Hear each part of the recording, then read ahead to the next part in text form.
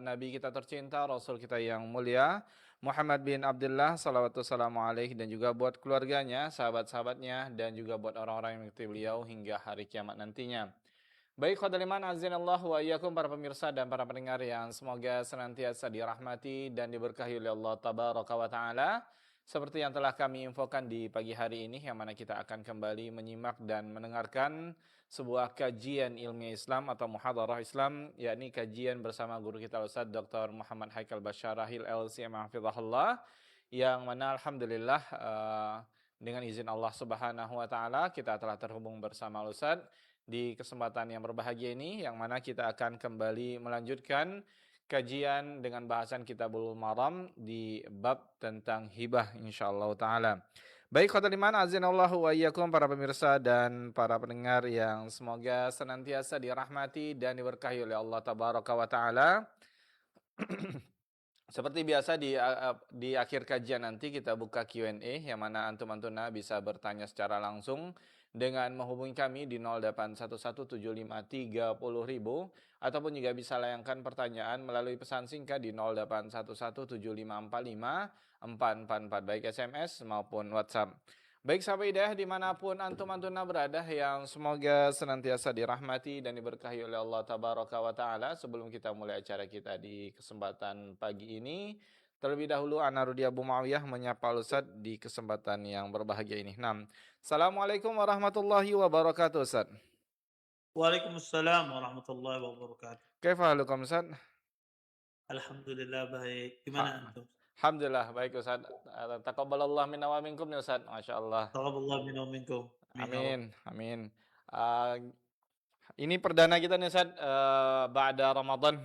Insyaallah Ya, kita melanjutkan bahasan kitab Bulughul Maram ya di kesempatan yang berbahagia ini. Di pagi hari ini kita melanjutkan bab hibah ya Ustaz ya, insyaallah Ustaz. ya. Insyaallah. Insyaallah. Baik, khotul iman azanallahu wa iyyakum, para pemirsa dan para pendengar yang semoga senantiasa dirahmati dan diberkahi oleh Allah tabaraka wa taala. Langsung saja kita simak untayan nasihat di kesempatan yang berbahagia ini. Kepada Ustaz kami persilakan, falyatafaddal mashkura.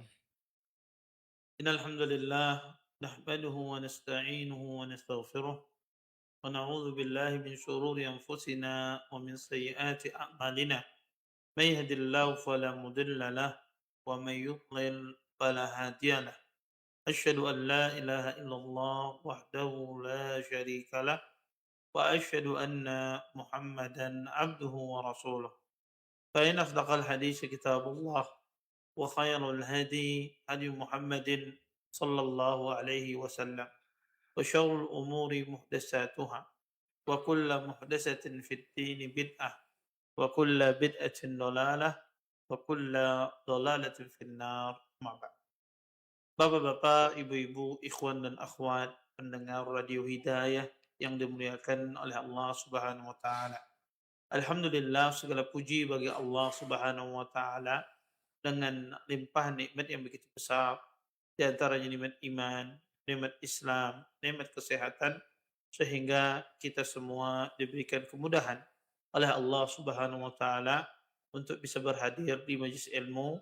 Mudah-mudahan apa yang kita pelajari, apa yang kita tuntut pada pagi hari ini mendatangkan keberkahan dari Allah Subhanahu wa taala dan kita semua bisa mengambil manfaat dari apa yang akan disampaikan nantinya.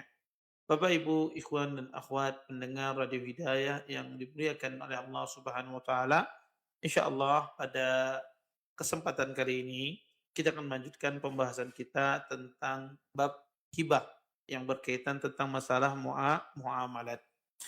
Kita masuk pada hadis nomor 955 dari hadis Abdullah bin Abbas radhiyallahu taala anhuma qala qala an-nabiy sallallahu alaihi wasallam al-aidu fi hibatihi kal kalbi yaqi'u thumma ya'udu fi khay'ihi muttafaqun alaih wa fi riwayat al-Bukhari laisa lana masalus saw alladhi ya'udu fi hibatihi kal kalbi yaqi'u thumma yarji'a fi qai'ihi, yang artinya dari Ibnu Abbas radhiyallahu taala anhuma, beliau berkata, Rasulullah sallallahu alaihi wasallam bersabda, orang yang mengambil kembali hadiahnya seperti anjing yang muntah, kemudian menjilat kembali muntahnya. Hadis ini dikeluarkan oleh Imam Bukhari dan Imam Muslim. Di dalam riwayat Al-Bukhari, tidak ada pada kami sifat yang buruk. Maka mereka yang mengambil kembali hadiahnya seperti anjing yang muntah, lantas dia menjilat kembali muntahnya. Bapak, Ibu, ikhwan dan akhwat yang dimuliakan oleh Allah Subhanahu wa taala, hadis yang mulia ini pertama hadis yang sahih. Hadis ini menjelaskan kepada kita tentang larangan seseorang ketika dia memberikan sesuatu kepada orang lain, baik itu bentuknya hadiah atau hibah, ya, dia memberikan sesuatu kepada orang lain, kemudian dia mengambil kembali pemberiannya setelah dia serah terimakan. Maka ini dilarang oleh Nabi Shallallahu Alaihi Wasallam. Larangan dalam hadis ini sifatnya adalah pengharaman berdasarkan pendapat yang rajih yang kuat di kalangan para ulama, bahwasanya kalau ada orang memberi hadiah, ya, kemudian hadiah itu sudah diserah terimakan, dikasihkan kepada orang yang menerimanya, kemudian dia mengambil kembali setelah dia serahkan tersebut, maka kata para ulama, perbuatan semacam ini haram. Kenapa dia haram? Kata para ulama rahimallahu taala, ditinjau dari beberapa sisi. Pertama, Nabi SAW mengumpamakan seperti seekor anjing yang dia muntah kemudian dia jilat kembali. Dan ini kata para ulama rahimallahu taala mengisyaratkan derasnya pengharaman seseorang mengambil kembali hadiahnya. Pertama, Nabi SAW menyerupakan orang yang mengambil hadiahnya seperti anjing. Mengambil hadiahnya seperti anjing. Dan Anda tahu anjing ini adalah makhluk yang, ya, di dalam Islam najis, ya. Kemudian makhluk yang di dalam Islam, ya, yang harus dijauhi, tidak boleh dipelihara dan semisalnya, dan diserupakan dengan anjing. Yang kedua, set, tidak hanya cukup sampai di sana Nabi menyerupakan dengan anjing, tetapi juga Nabi SAW menyerupakan kembali dengan muntah. Ya, menyerupakan kembali dengan muntahnya. Artinya anjing itu sudah jijik. Diserupakan lagi dengan apa? Anjing tersebut, ya, muntah. Kemudian yang ketiga, kata Nabi, orang yang meminta kembali hadiahnya termasuk sifat yang buruk. Jadi ini tiga sisi penyerupaan yang mengharamkan orang meminta kembali hadiahnya. Oleh karena itu kata para ulama rahimallahu taala, ketika hadiah itu sudah diserahkan, maka kata para ulama rahimallahu taala tidak boleh lagi diambil kembali. Timbul pertanyaan di sini, bagaimana kalau seandainya hadiah tersebut belum diserahkan, tapi saya sekedar, ya,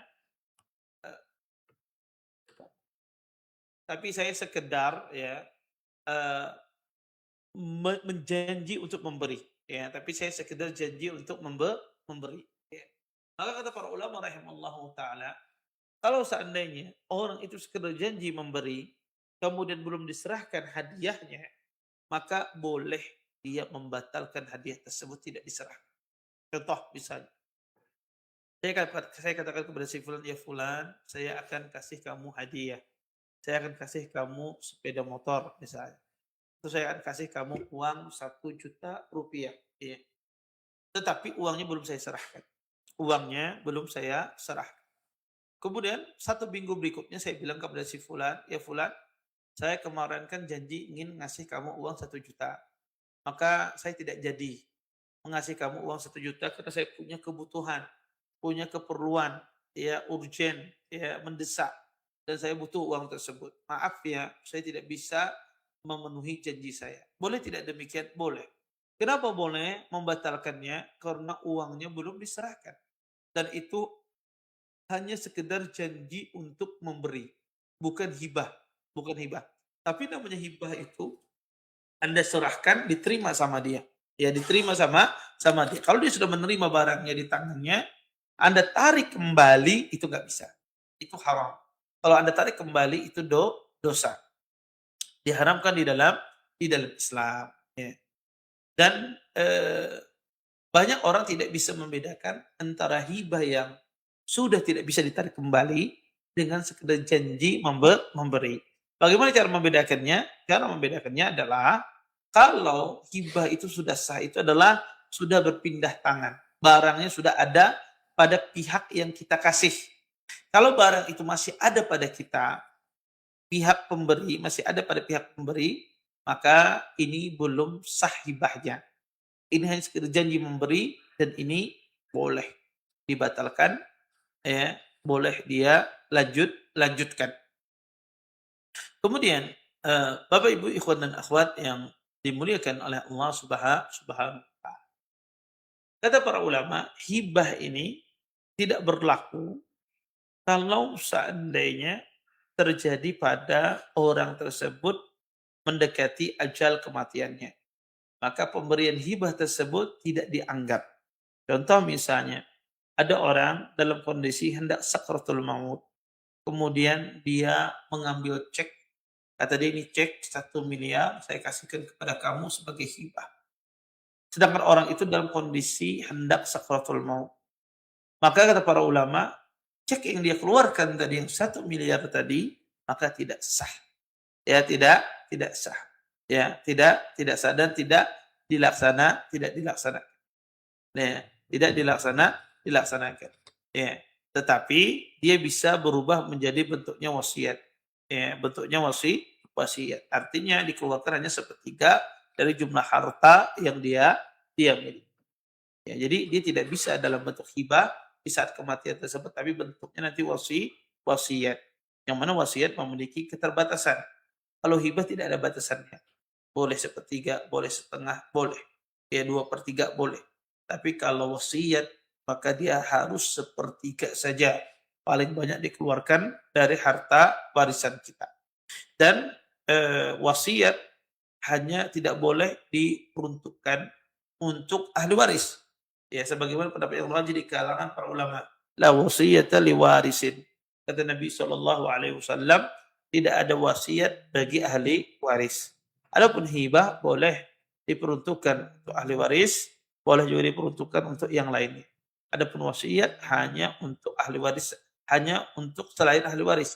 Ya, adapun ahli waris sama sekali tidak boleh wasiat itu digunakan. Kemudian Bapak Ibu ikhwan dan akhwat pendengar hidayah yang diberikan oleh Allah Subhanahu wa taala.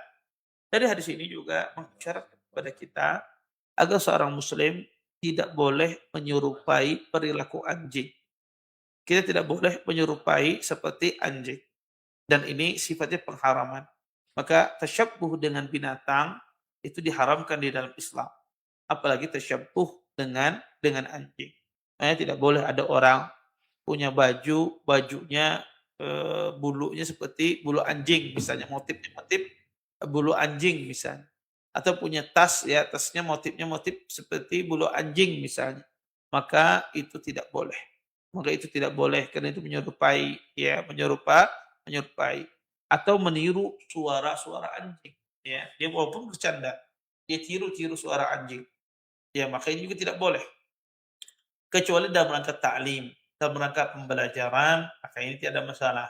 Kalau dia meniru suara anjing. Tapi kalau tidak ada maksud tertentu, tidak ada tujuan yang syar'i yang benar, maka tidak boleh menyerupai hewan. Baik itu dalam bentuk suaranya, gerakannya, ya, maka tidak boleh sama sekali.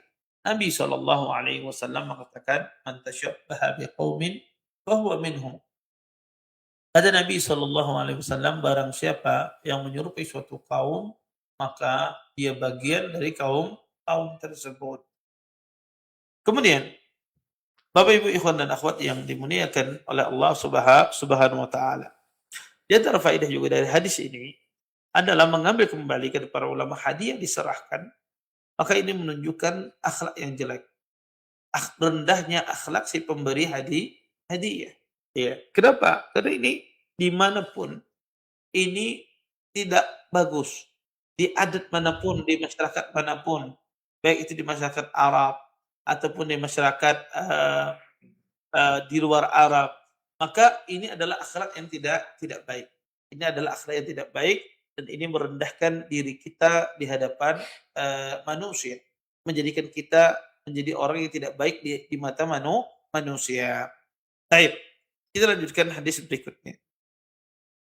Wa an Ibnu Umar wa Ibnu Abbas radhiyallahu ta'ala anhuma, an Nabi sallallahu alaihi wasallam qala, la yahillu li rajulin muslimin ay yu'tiyal 'atiyah thumma yarji'a fiha illa al-walid fima yu'tiya waladah.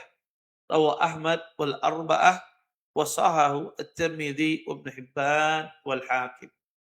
Dari Ibnu Umar dan Ibnu Abbas radhiyallahu taala anhuma, dari Nabi sallallahu alaihi wasallam bahwa beliau menyatakan tidak halal bagi seorang muslim memberi sebuah pemberian, kemudian dia datang guna mengambil kembali pemberian tersebut, terkecuali pemberian seorang ayah kepada anak atau putranya. Hadis ini dikeluarkan oleh Imam Ahmad dan 4 imam ahli hadis dan disahihkan oleh Imam At-Tirmidzi, Ibnu Hibban serta Imam Al-Hakim rahimahumullahu jami'an. Bapak Ibu ikhwan dan akhwat yang dimuliakan oleh Allah Subhanahu wa taala. Hadis yang kita bacakan ini adalah hadis yang sahih dari sisi sanadnya. Kemudian di dalam hadis ini menjelaskan dan menegaskan apa yang kita tegaskan sebelumnya, bahwasanya tidak boleh seseorang itu menarik kembali pemberian hadiah yang sudah dia kasihkan kepada orang lain. Tetapi di dalam hadis ini ada tambahan pengecualian, yaitu bolehnya orang tua, seorang ayah mengambil kembali pemberian yang dia serahkan kepada anaknya, baik itu anak laki-laki ataukah anak wanita. Maka kata mereka boleh seorang ayah tersebut mengambil kembali pemberiannya berdasarkan hadis ini. Di antara dalil yang menunjukkan itu, pertama hadis ini, kemudian yang kedua adalah hadis Nabi sallallahu alaihi wasallam. Nabi pernah bersabda, "Anta wa maluka li abik." Kata Nabi sallallahu alaihi wasallam, "Kau dan hartamu milik bapakmu. Anta wa maluka li abik." Walaupun hadis ini terdapat kelemahan di dalam sanadnya, terdapat kritikan di dalam sanadnya, tetapi dijadikan dalil oleh para ulama rahimallahu taala bahwasanya seorang ayah boleh mengambil kembali hadiah yang diserahkan kepada putra ataukah putrinya. Kemudian Bapak Ibu ikhwan dan akhwat yang dimuliakan oleh Allah Subhanahu wa taala, apakah secara mutlak seorang ayah mengambil kembali hadiah yang dia berikan kepada anaknya itu boleh secara mutlak? Jawabannya ada perinciannya. Ada perinciannya, ada syarat-syarat. Adapun syarat-syarat disebutkan oleh para ulama, kapan boleh seorang ayah mengambil kembali hadiahnya? Yang pertama adalah hadiah tersebut masih berada di tangan anaknya, yakni masih milik anak-anaknya. Jika hadiah tersebut sudah dijual oleh seorang anak atau diwakafkan atau dihadiahkan oleh anaknya kepada orang lain, maka orang tua tidak boleh lagi mengambilnya. Jadi syarat yang pertama, hadiahnya itu masih berada di tangan anak-anak. Kalau hadiah itu sudah keluar dari tangan anaknya, maka orang tua tidak berhak lagi. Contoh bisa, ada orang tua mengasih anaknya misalnya sebidang tanah, luasnya 10 kali 10. Kemudian orang tua ini setelah mengasih tanah tersebut, beberapa tahun dia ingin kamu ambil kembali. Dia bilang, dia telepon anaknya, "Nak, dulu ayah beberapa tahun yang silam pernah mengasih kamu hadiah tanah 10 kali 10 luasnya. Ayah mau ngambil tanah itu kembali. Ayah ingin bangun di tanah itu ruko untuk usaha. Gimana menurutmu, Nak?" Kemudian kata anaknya, "Ayah, eee, hadiah yang ayah kasihkan yang beberapa tahun yang silam, itu sudah saya jual," misalnya.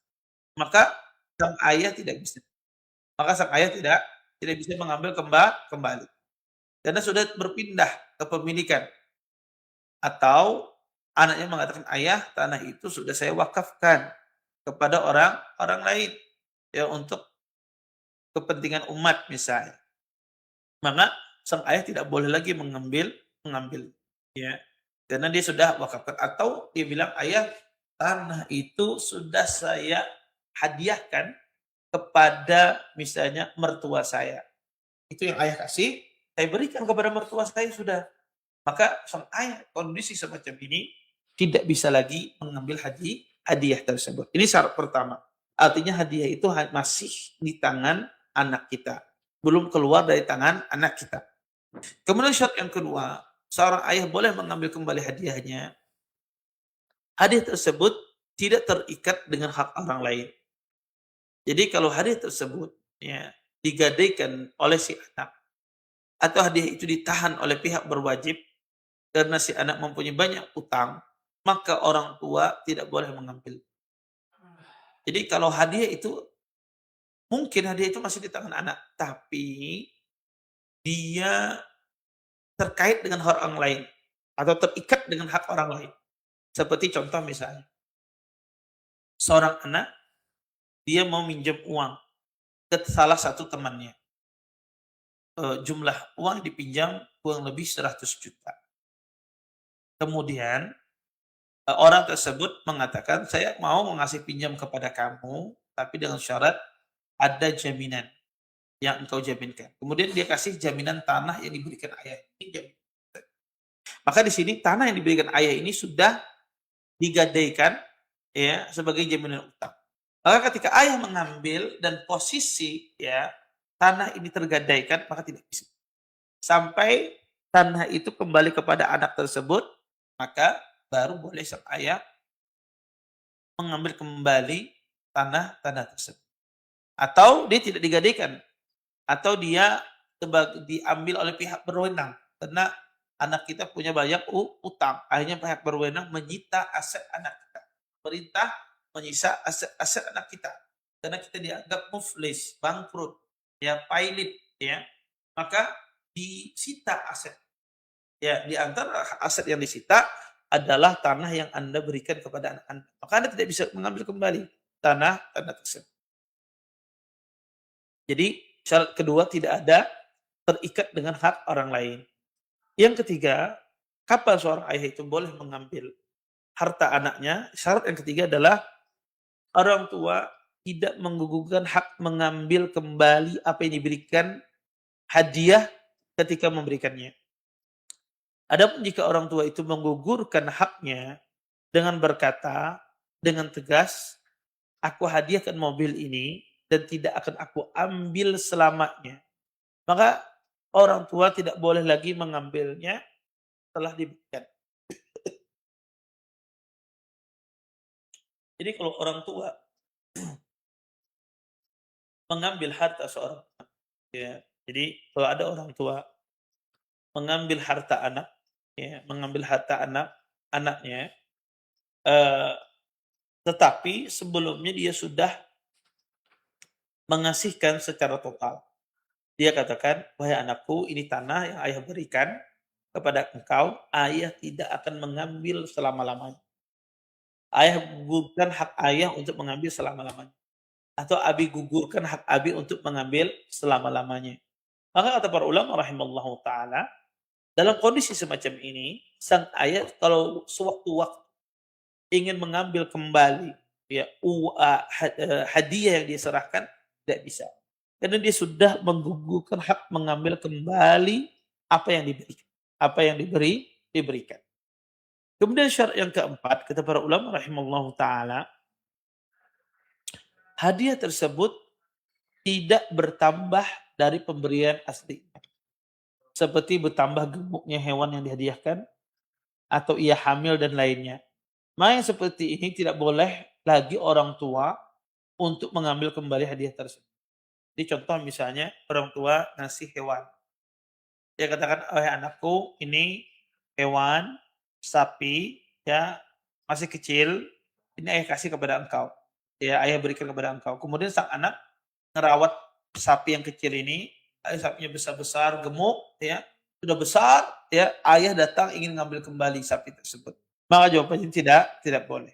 Kenapa? Karena ini sudah ada pertambahan nilai dari benda yang sudah berikan. Atau kambingnya atau hewannya berkembang biak misalnya, ya, berkembang biak. Kalau dia sudah berkembang biak, maka juga tidak boleh kita mengambil kembali pemberian kita. Ini syarat yang keempat. Kapan seorang ayah tidak boleh lagi mengambil kembali pemberian. Syarat yang kelima, tidak menimbulkan mudarat ketika diambil kembali hadiah tersebut dari anaknya. Kapan hadiah itu diambil dari seorang anak, kemudian menimbulkan mudarat bagi anak tersebut, maka itu tidak boleh. Dan ini haram hukumnya. Contoh misalnya, Anda ngasih rumah kepada anak Anda. Anda bilang, "Nak, ini ayah bangunkan rumah dan ini rumah kau ayah kasih." "Taib ya Abi," kata dia. Kemudian beberapa tahun ditempati oleh anak Anda, setelah 5 tahun Anda bilang, "Wahai anakku, ayah butuh uang, ayah mau jual rumah ini." Kemudian anak Anda bilang, "Ayah, Abi, saya nginep di mana?" Kamu pikirkan sendiri.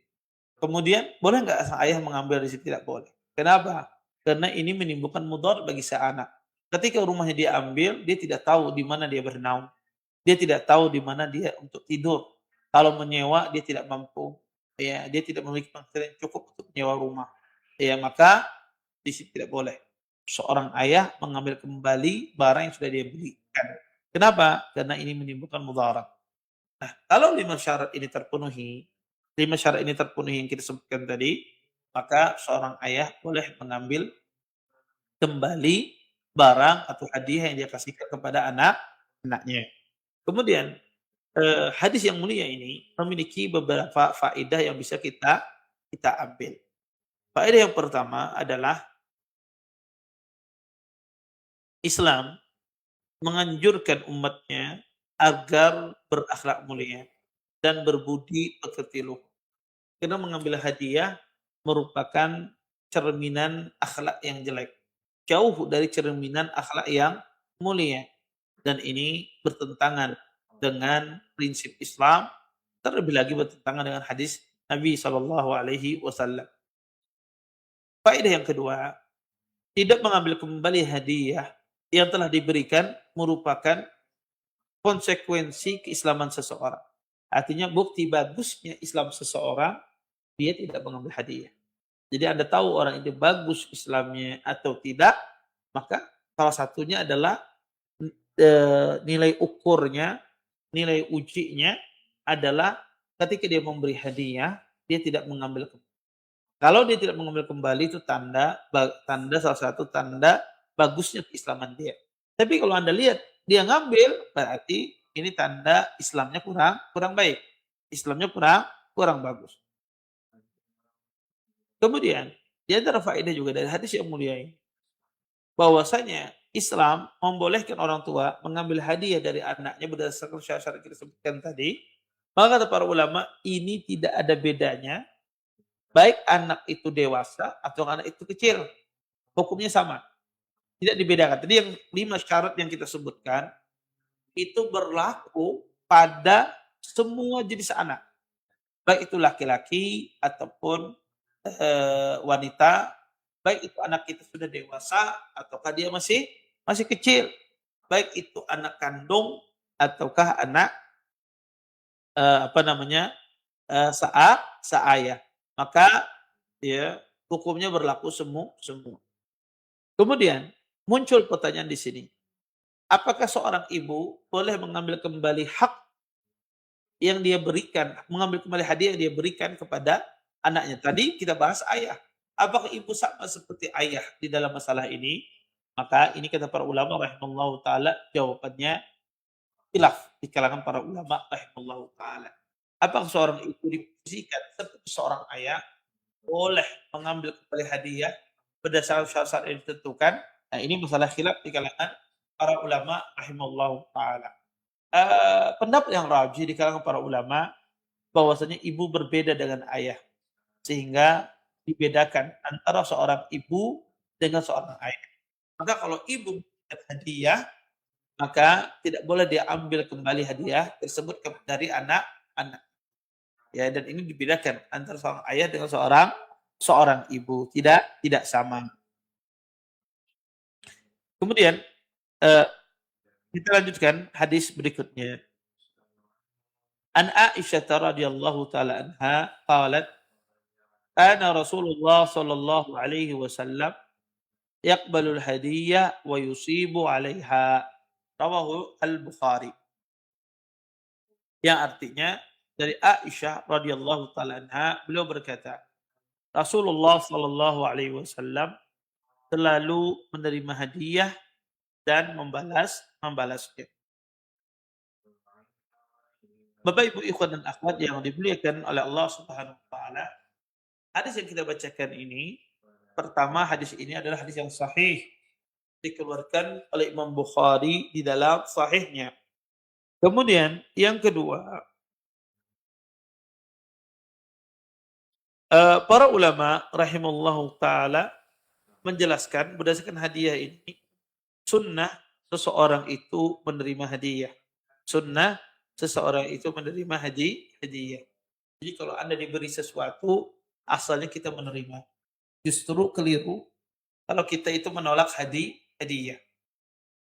Para ulama rahimallahu taala mengatakan itu sebuah kekeliruan. Jadi kalau orang itu diberi hadiah kemudian dia tolak, maka kata para ulama itu sebuah kekeliruan. Nanti kita akan jelaskan ada kondisi emang seseorang itu boleh menolak hadiah. Tapi secara hukum asal hadiah diterima, tidak ditolak. Jadi kalau kita kasih hadiah, asalnya kita menerima hadiah tersebut, tidak menolaknya. Kemudian masalah memberikan hadiah ini, para ulama menyebutkan banyak permasalahan. Permasalahan yang pertama, boleh tidak seorang muslim laki-laki menerima hadiah dari seorang akhwat atau dari seorang wanita? Boleh tidak? Contoh misalnya, ada seorang laki-laki dikasih hadiah oleh seorang akhwat yang bukan mahramnya. Boleh nggak dia menerima hadiah tersebut?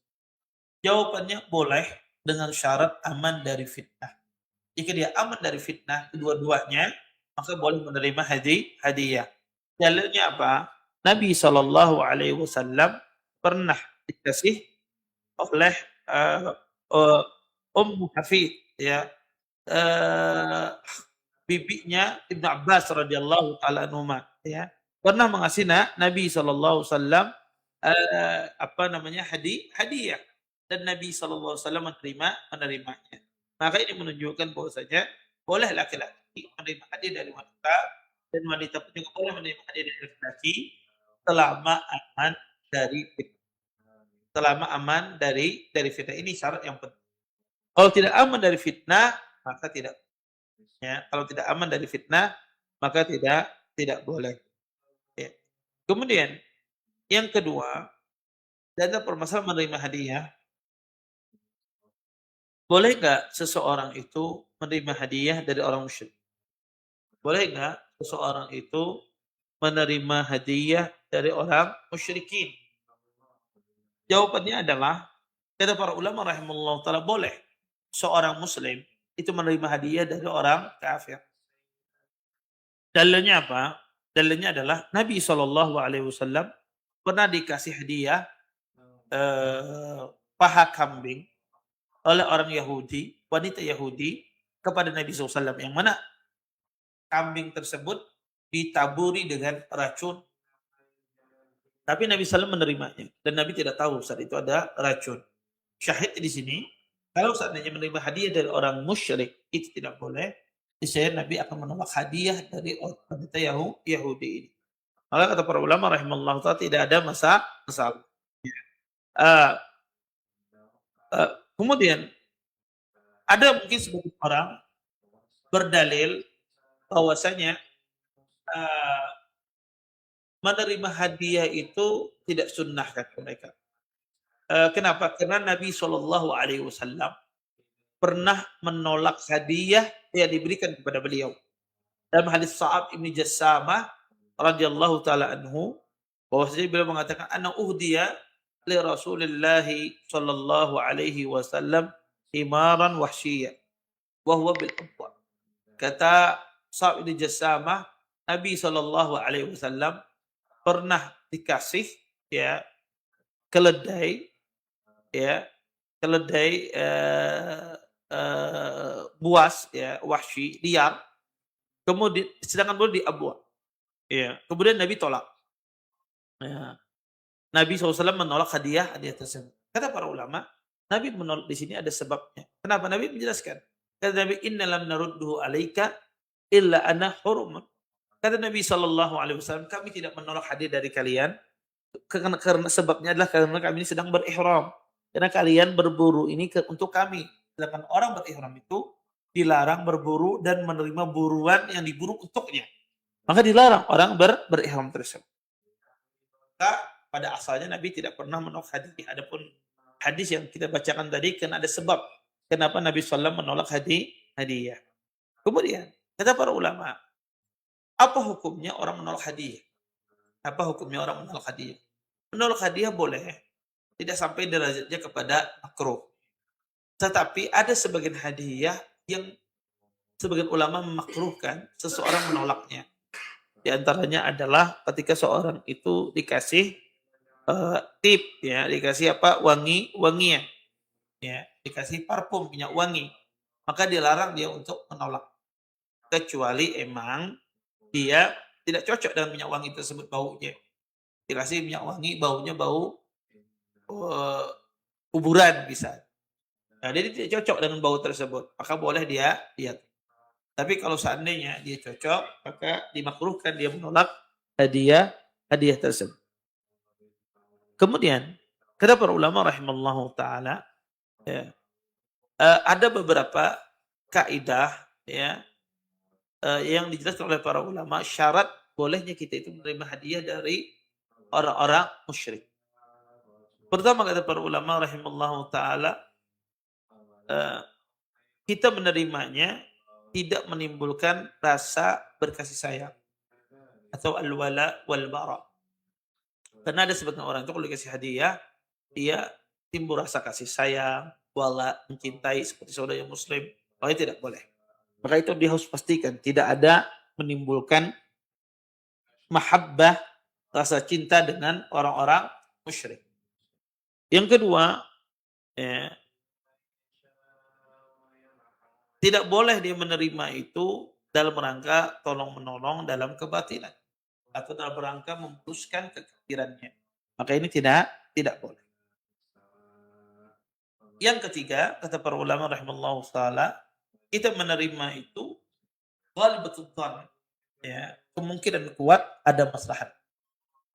Jadi kalau kita menerima hadiah dari orang musyrik, ya kita yakini bahwasanya kalau ada maslahatnya kita terima, seperti menginginkan dia masuk Islam, ya menghindarkan dari kerusakan, maka ini boleh. Ini dianjurkan menerima. Tapi kalau maslahatnya tidak ada, ya bahkan bisa menimbulkan mafsadat, kerusakan, maka kita tidak menerimanya. Kita menolaknya. Nah, ini beberapa kaidah yang disebut oleh para ulama rahimallahu taala kapan seseorang itu menerima hadiah dari orang musyrik. Kemudian, boleh tidak kita itu menerima hadiah dari seorang santri atau seorang siswa yang kita ajar atau seorang murid yang kita ajar atau seorang mahasiswa atau mahasiswi yang kita ajar, boleh tidak kita menerima hadiahnya? Jawabannya adalah tidak boleh. Kalau ada seorang guru dikasih hadiah oleh muridnya, maka tidak boleh. Kenapa? Karena ditakutkan subjektivitas dia dalam mengajar, ya, objeknya dia dalam mengajar, ya, terganggu, sehingga dia tidak objektif lagi ketika memberikan nilai dan semisal.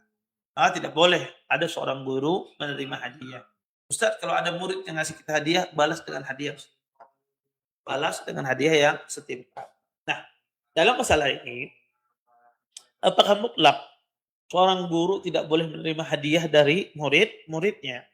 Maka ini juga perlu dirincikan. Perinciannya adalah pertama, intinya adalah di sini aturan di sekolah tersebut. baik itu aturan yayasannya yang mengatur masalah itu.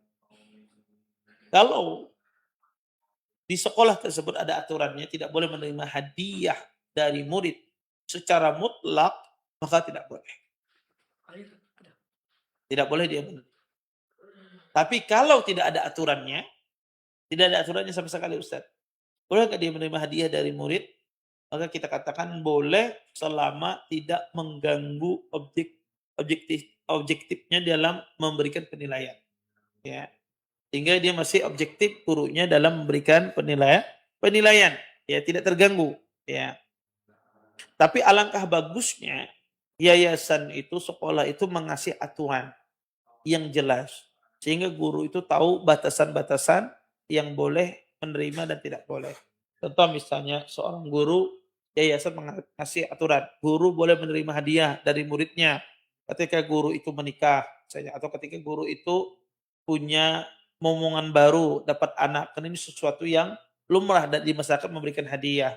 Atau guru itu boleh menerima hadiah dari muridnya kalau seandainya muridnya itu safar, umrah, kemudian bawa oleh-oleh dari safar umrah tersebut, boleh guru menerima.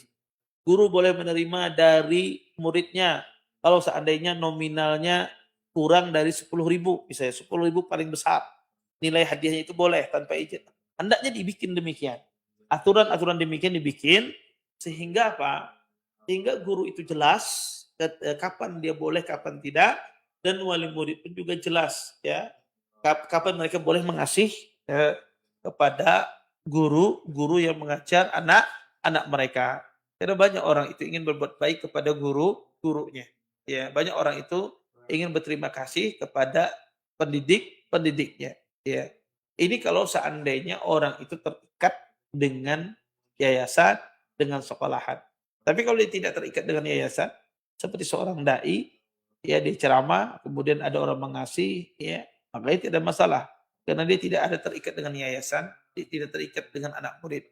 Karena kenapa dilarang? Karena ditakutkan muhabah, pilih kasih. Sebab itu pula ketika kita kerja di instansi manapun yang kita sudah digaji, ketika berkhidmat untuk masyarakat yang mana kita sudah digaji dengan itu, kita tidak boleh menerima. Kecuali ada aturan yang membolehkan. Ya, aturannya membolehkan. Maka kita boleh menerima selama tidak mempengaruhi kejujuran kita. Tapi kalau aturannya membolehkan dan kita menerima mempengaruhi kejujuran kita, maka ini tidak boleh, tetap tidak boleh walaupun aturannya membolehkan. Tapi kalau kita terima kejujuran kita terganggu, maka ini tidak boleh. Nah, jadi dua hal ini harus diperhatikan. Aturan yang membolehkan dan tidak mengganggu objektif kita dalam satu hal. Tapi kalau mengganggu walaupun aturannya membolehkan, maka tidak boleh. Ya. Tidak mengganggu, aturannya tidak membolehkan, juga tidak boleh. Dua ini syaratnya. Wallahu a'lam. Baik. Bapak Ibu ikhwan akhwat yang dimuliakan oleh Allah Subhanahu wa taala, ini mungkin yang bisa kita sampaikan pada pertemuan kali ini. Mudah-mudahan bermanfaat dari apa yang kita sampaikan ya. Insyaallah nanti kita akan lanjutkan lagi pembahasan hibah ini. Baik. Sisa waktu yang ada saya kembalikan kepada pembawa acara. Nah, demikian ikhwatal iman azanillah wa iyyakum para pemirsa dan para pendengar yang semoga senantiasa dirahmati dan diberkahi oleh Allah tabaraka wa taala. Demikian telah kita simak bersama pemaparan materi yang telah disampaikan oleh Ustaz di kesempatan yang berbahagia ini. Baik, di sisa waktu yang ada kita buka Q&A, kita berikan kesempatan bagi sahabat hidayah yang ingin bertanya secara langsung di 08117530.000. Baik Ustaz, kita coba angkat penelpon di kesempatan yang berbahagia ini. Halo, Assalamualaikum. Waalaikumsalam warahmatullahi wabarakatuh, Abu. Dari siapa di mana Ibu? Hamba Allah Pekanbaru, Abu. Hamba Allah di Pekanbaru, silakan dengan pertanyaannya Ibu. Assalamualaikum warahmatullahi wabarakatuh, Ustaz. Waalaikumsalam warahmatullahi wabarakatuh. Seorang adik suami mengasih baju pakaian bekas lah untuk istri abangnya. Untuk siapa Ibu? Sebentar, biar kecilkan radio nanti, Ustaz. Ya, kecilkan volumenya Ibu, mohon maaf. Ya.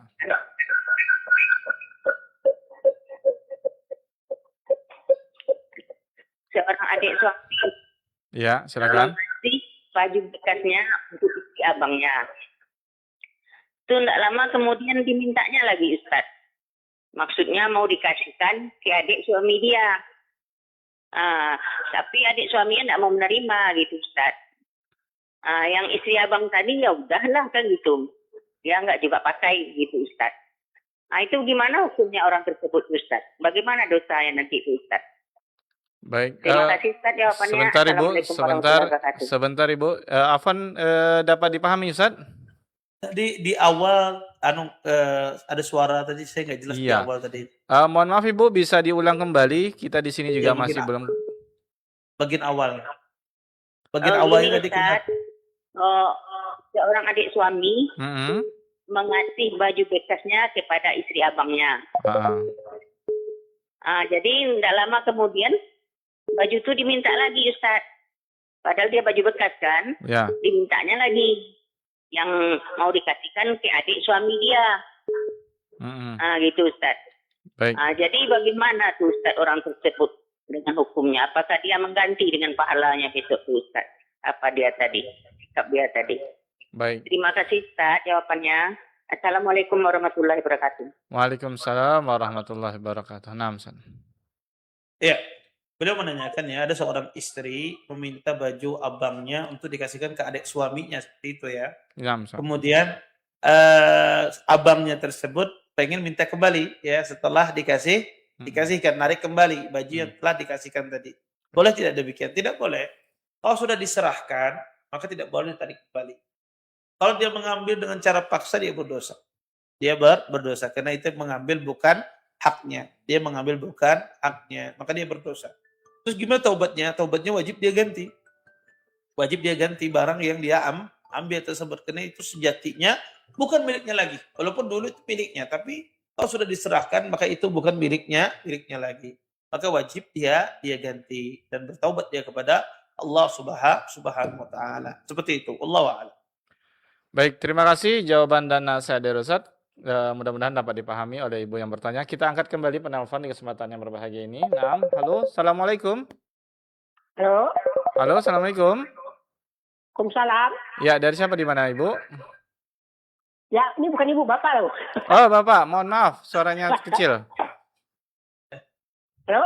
Ya, halo, silakan dengan pertanyaannya, Pak. Ini Pak Umar. Baik, Silakan Pak Umar. Pak Umar, silakan. Ya, pertanyaan saya itu ada ya YouTuber itu, aku pernah lihat di HP itu, dia sering memberi kepada orang-orang Islam. Terus orang Islam nih mendoakannya gitu. Setahu saya mungkin terima kasih aja cukup ya. Ini mendoakannya semoga itu. Itu boleh apa enggak ya? Baik. Kemudian yang kedua, itu dalam kan selalu melaksanakan MTQ. Boleh nggak itu di Pemda-Pemda itu suka lomba tilawatil Quran, terus penutupannya pakai apa ya? Pakai itu kembang api kayak gitu. Kayak nggak sesuai, itu gimana hukumnya? Makasih, dua aja. Yang kedua Bapak, MTQ Bapak? Iya. Halo? Musabakoh ya. Baik. Ya, terima kasih Bapak. Nah, Ustaz. Soal yang pertama, masalah ada YouTuber yang non-muslim mungkin ya, entah itu dia Nasara, Yahudi ataupun yang lainnya. Kata beliau, yang mana non-muslim itu suka berbagi. Ketika dia berbagi, orang-orang muslim ini mendoakan dia. Nah, boleh tidak mendoakan demikian? Jawabannya, mendoakan orang kafir itu boleh selama doanya tidak berisi keselamatan atau doanya dimasukkan surga, tidak boleh itu doanya. Tapi kalau doanya mudah-mudahan engkau dapat hidayah, mudah-mudahan engkau diberi taufik oleh Allah, itu boleh. Karena mendoakan hidayah bagi seorang yang kafir itu dianjurkan, ya, diberikan taufik itu boleh.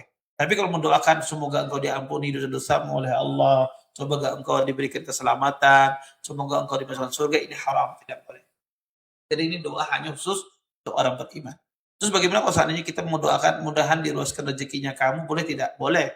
Karena ini tidak ada kaitannya dengan surga, ya. Maka tidak mengapa, mudah-mudahan diluaskan rezekinya, banyak anaknya, maka tidak mengapa mendoakan demikian. Tapi mendoakan agar diampuni dosa, dimasukkan surga, diberikan selamat dunia akhirat, maka ini tidak boleh. Ini tidak. Jadi kalau doanya tidak berkaitan dengan pengampunan dosa, dimasukkan surga, diberikan keselamatan, sifatnya dunia seperti luaskan rezeki, tambah anaknya, ya ditambah istrinya misalnya, atau ditambah hartanya, maka tidak apa-apa. Ya ini tidak mengapa. Ya ini diperbolehkan. Ya apakah ini berlebih-lebihan? Maka ini dilihat kondisinya. Bisa jadi itu berlebihan, bisa jadi tidak. Ya bisa jadi dia mendoakan itu agar orang itu simpatik dan tertarik memeluk agama Islam. Oh orang Islam ini bagus, baik-baik, ya, boleh. Ya jadi ini konteksnya apakah berlebihan? Dilihat kalau doanya misalnya sudah tidak bertentangan dengan syariat, apakah mendoakan orang seperti di luar rezeki itu berlebihan? Jawabannya itu dilihat konteksnya, kondisi seseorang tersebut. Bisa jadi itu kondisi yang tepat kita mendoakan demikian, bisa jadi juga tidak tepat. Ya intinya kalau doa-doanya semacam itu boleh. Tapi kalau doanya masuk surga, ampuni dosa, terhindar dari neraka, ya maka ini tidak boleh doa semacam ini. Kemudian yang kedua, MTQ, lomba Quran, ditutup dengan kembang api dan sebagainya, boleh tidak? Maka pada prinsipnya Islam melarang seseorang israf, berlebih-lebihan.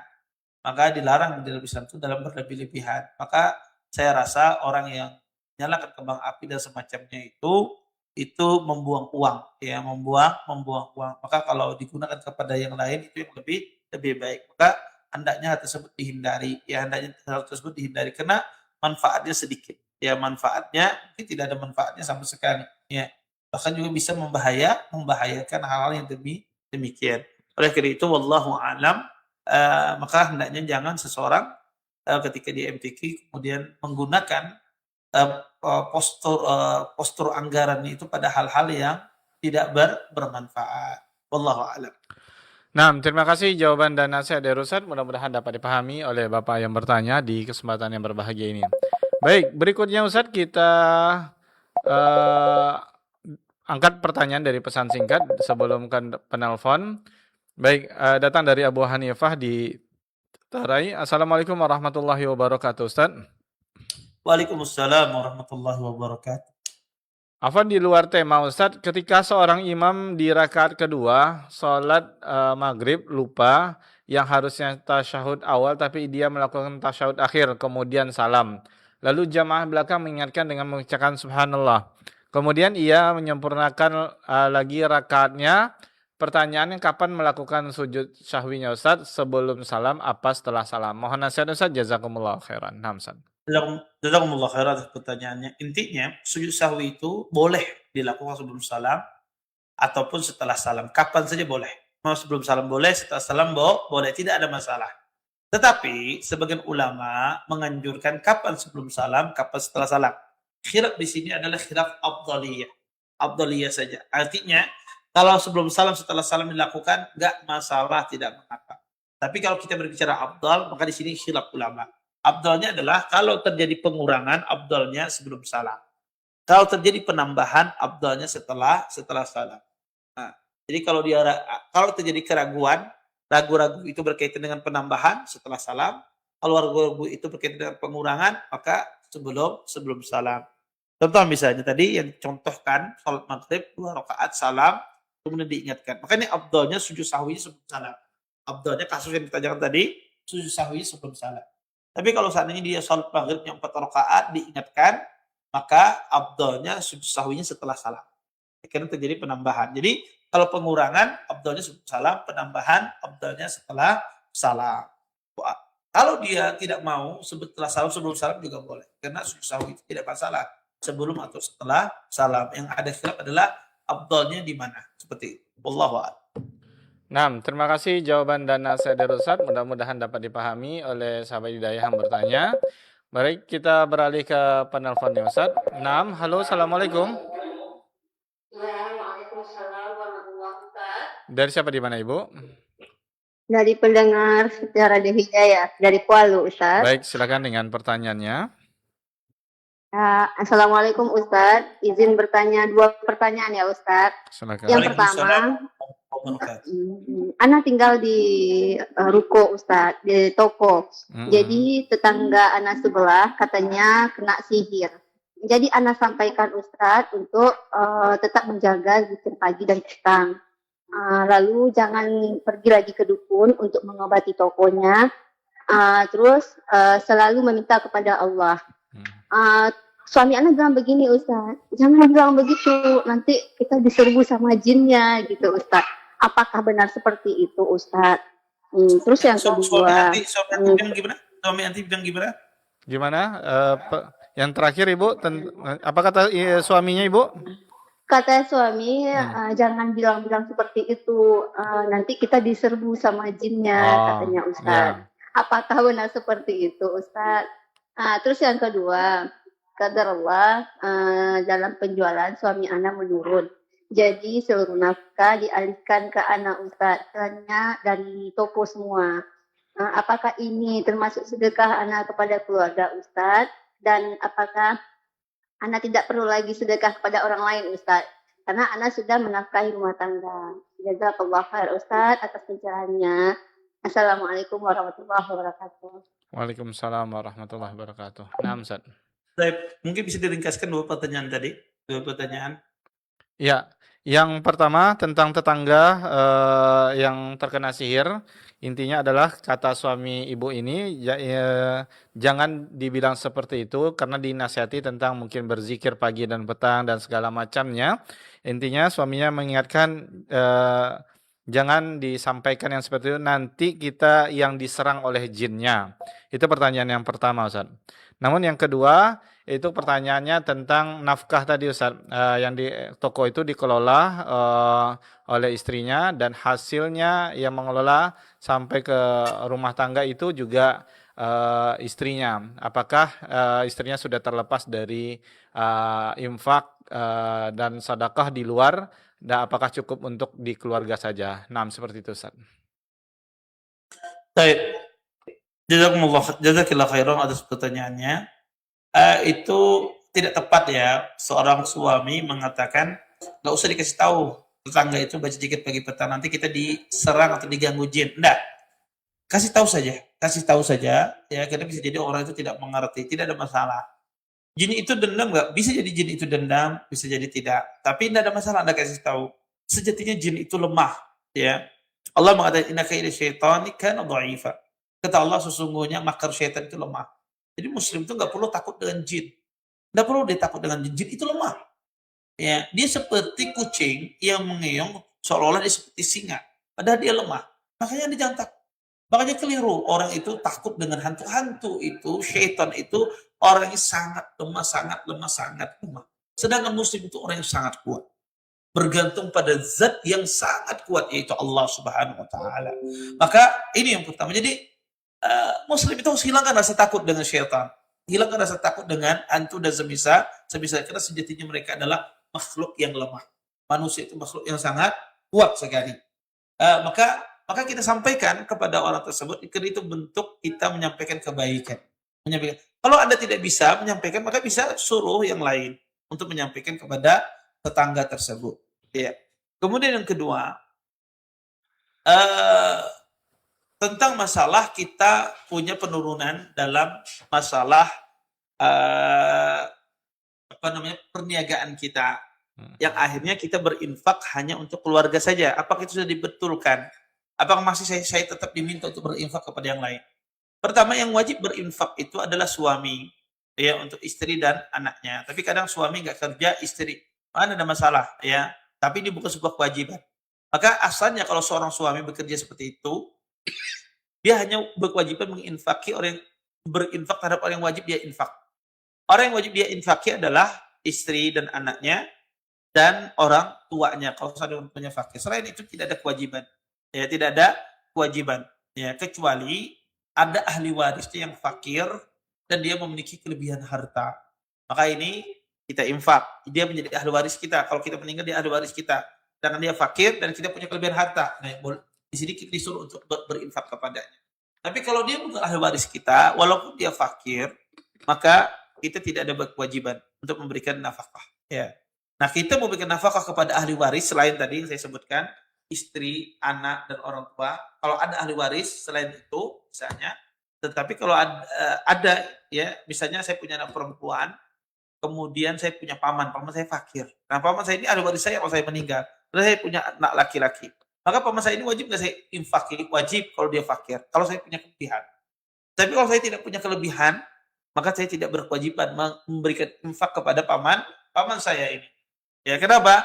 Karena dia apa namanya? Saya memberikan nafkah kepada dia kalau saya punya kelebihan. Kalau tidak punya kelebihan, saya tidak berdosa. Nah, adapun wanita tidak ada infak sama sekali. Karena kewajiban memberikan nafkah itu pihak laki-laki. Maka wanita tidak ada kewajiban memberikan nafkah. Ya, sehingga dia tidak ada masalah kalau dia hanya untuk memberikan kepada keluarganya saja. Seperti itu. Wallahu a'lam. Baik, terima kasih jawaban dan nasihat dari Ustadz. Mudah-mudahan dapat dipahami oleh ibu yang bertanya melalui via telepon di kesempatan yang berbahagia ini. Baik Ustadz, sepertinya itu yang dapat kita ajukan karena keterbatasan waktu kita yang ada. Dan sebelum kita akhiri mungkin ada ihtitam dari bahasan kita Ustadz.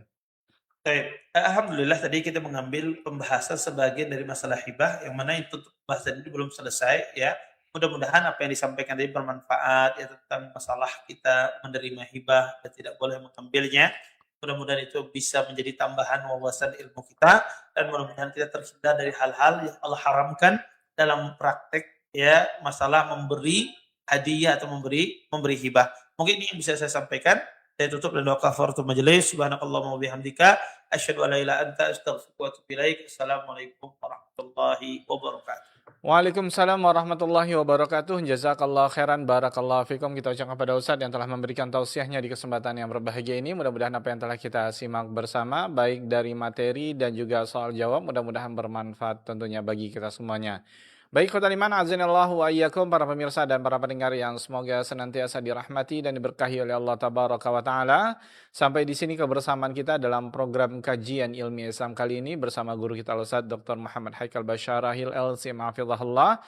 Mudah-mudahan apa yang telah kita simak bersama mendapat ibrah dan pelajaran dari apa yang telah disampaikan oleh Ustadz di kesempatan yang berbahagia ini. Baik, khotul iman, azinallahu wa iyyakum, dimanapun antum-antuna berada, ana Rudi Abu Ma'awiyah dan segenap kru yang bertugas baik dari studio Radio Hidayah dan di studio Radio Gema Madinah Martapura bertempat Ustadz, mohon undur diri dari ruang dengar Anda semuanya. Mohon maaf atas khilafan dan kalfan kami baik menemani Anda semuanya di kesempatan yang berbahagia ini. Kita tutup dengan doa kafaratul majelis. Subhanakallahumma wa bihamdika asyhadu an la ilaha illa anta astaghfiruka wa atubu ilaik. Assalamualaikum warahmatullahi wabarakatuh.